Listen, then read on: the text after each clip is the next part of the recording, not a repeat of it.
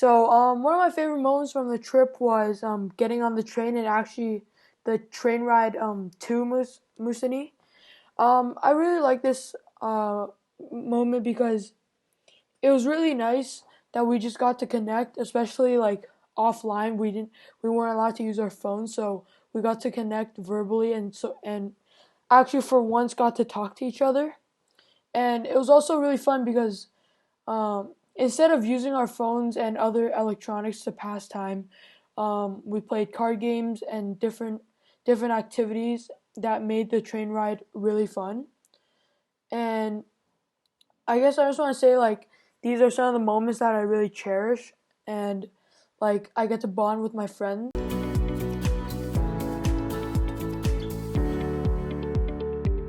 So one of my favorite moments was when we got to Negabao Camp for the first time after a cold, long snowmobile ride, which was also fun. And we arrived there, and the sun was just setting, and it was really cool because I realized we were really isolated, and because it took us a long time to get there, and we were really in tune with nature, and that's why it was one of my favorite moments. I just felt like it was so cool to be that isolated from the rest of society and our normal lives.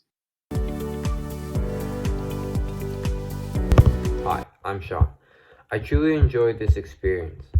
From all the hours of preparation in the classroom until we landed back in Toronto, the experiences that touched me the most were the hospitality of the people of the Cree First Nations Community Center and meeting Randy, a former police officer who now is living in Moosonee.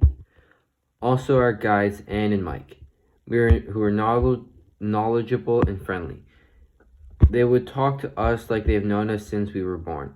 They showed us around and were always open to teach us something new. In conclusion, I have learned that if we could all be as wonderful and respectful hosts as the people of Moose Factory, our world would be a much better place. Hi, I'm Matthew Ernst, and this is my Moose Factory favorite memory. It was on the last day, and that day had been pretty hectic for all of us, myself included.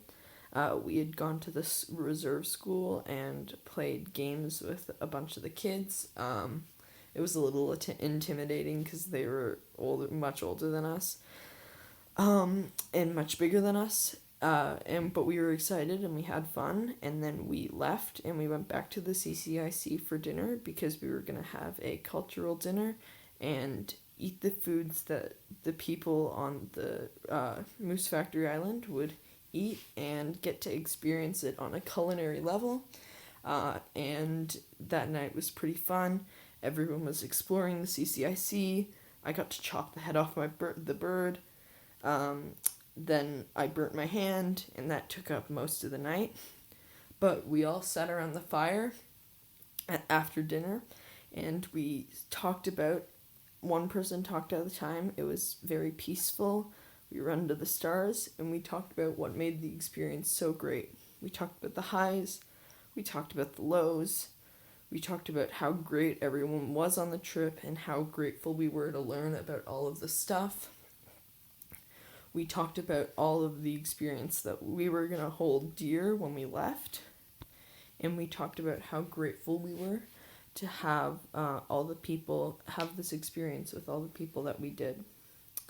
And it was a really great end to the trip, and it gave me, it helped me see how everyone else was feeling, and I was glad to hear that everyone else enjoyed the trip as much as I did, and it just gave us all the last piece of connection that to end the trip, to sum it up, and it was really, really nice.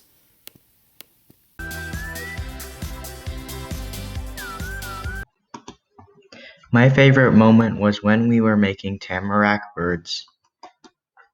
The bird looked really complex, but it was easy to make it in the end. In addition, it also smelled nice and it was cool to create my own souvenir. But there were a lot of steps in making this intricate piece of art. From the start, it seemed like it was impossible to make these birds from a few sticks and some string. But I learned a lot how Moose Cree don't waste anything from nature. I also notice how much knowledge the people have of the land from the trek with Michael. Overall, I feel like this was a culturally immersive and a very valuable learning trip.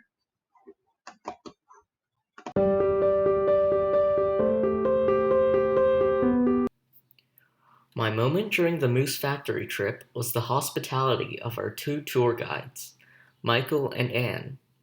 When we went hunting, trapping, or cooking, they were always kind and treated us as if we were part of their family.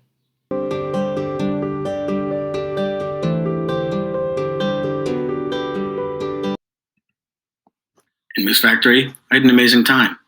There were a ton of valuable lessons and wonderful memories. But out of the many, two stood out. These two were at the first campfire at Negabow Lake, and also when we were on the final leg of our journey at Randy's house. For the first memory, at Negabow Lake, we headed out there in snowmobiles and wagons. The bitter cold air and the snow was making everybody frigid. As we got settled in, before anybody knew it, there was a brilliant orange haze across the horizon as the sun was dipping below. The stars came out to dot every corner of the gradually dimming sky. As some people were playing down in the lake, Michael was making a fire. That night, we ate hot dogs and chips and talked around the fire. It was a great example of one of my overall observations of the trip. That observation was how much more of a community it felt like, and now almost like a home away from home. It was very nice to go up to Negabow Lake, and it also made me realize the importance of getting out to nature. It's nice and there's plenty of fresh air. Yeah, plus you also get a break from the city, and it lets you be yourself and one with nature. My second most memorable moment that I will talk about is when we were at Randy's house.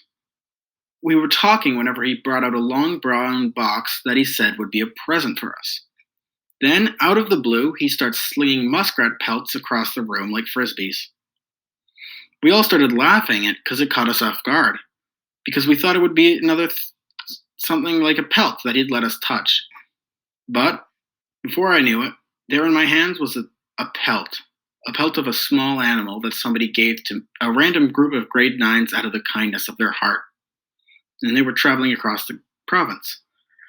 And out of anything, this just proves no matter how harshly you can view the world, there'll always be kindness.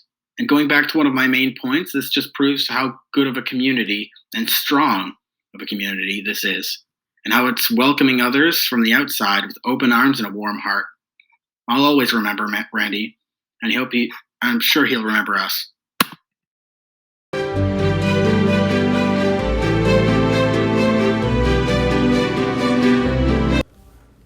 The most powerful experience throughout the entire trip for me was with Michael and Randy.